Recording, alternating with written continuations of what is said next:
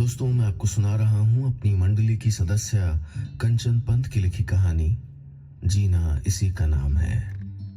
इस कहानी में अब तक आपने सुना अपने अब्बा के खस्ता हाल घर को बेचने के लिए अपने शहर लौटे जकी ने पहली बार अपने पिता के लिए इज्जत को महसूस किया।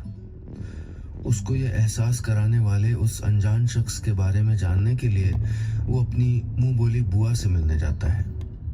क्या इस शख्स की सच्चाई जान के उसको होगा अपने अब्बा की शख्सियत का एहसास? सुनते हैं आगे। कल जब मुंबई से निकला था तो अब्बा मेरी यादों में कहीं नहीं थे और आज उनके अलावा मैं कुछ नहीं सोच पा रहा था। कौन था ये गौरव धानी और अब्बा के घर से उसको इतना लगाव क्यों था? बेचैनी जब हद से ज्यादा बढ़ गई तो मैं बाहर निकल आया और बिना मकसद के घूमने लगा। एक बोझ जैसा महसूस हो रहा था सीने पर, जिसको उतारने का कोई रास्ता नहीं नजर आ रहा था। अरे जगी, तू कब आया बेटा?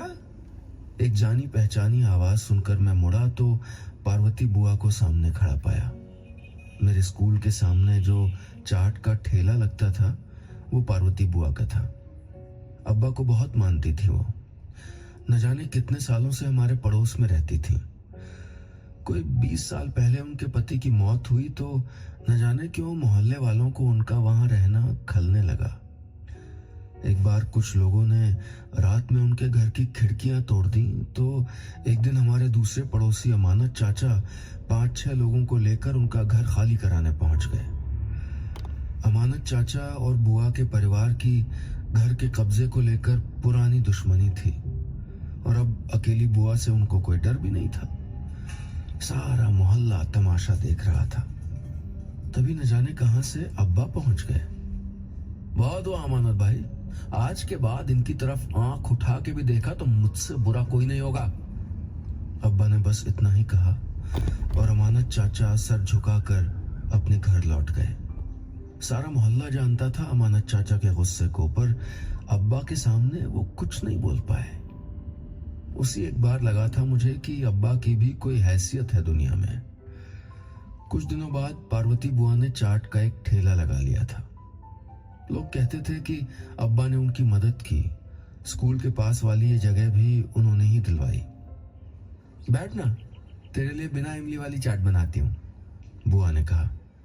उन्हें अब्बा ने बताया होगा कि इमली मुझे पसंद नहीं है। नहीं बुआ, आप बैठिए थोड़ी देर अगर टाइम हो तो, मैंने कहा तो प्याज छीलते छीलते उनके हाथ रुक गए। आज तक उन्हें बुआ पुकारना तो दूर, मैंने अच्छी तरह उनसे बात भी नहीं की थी कभी। वो काम छोड़कर मेरे पास आके बैठ गए। मैंने उनको अपने आने का मकसद बताया और उस बिजनेसमैन से हुई बात के बारे में भी बताया और पूछा, कौन है ये गौरव धानी? अब्बा को कैसे जानता है? आपको तो पता होगा ना? जवाब में पार्वती बुआ ने जो बताया वो सुनकर मेरा सर शर्म और ग्लानि से झुक गया। कहानियां जिनमें आप मिलते हैं खुद से, नीलेश मिश्रा।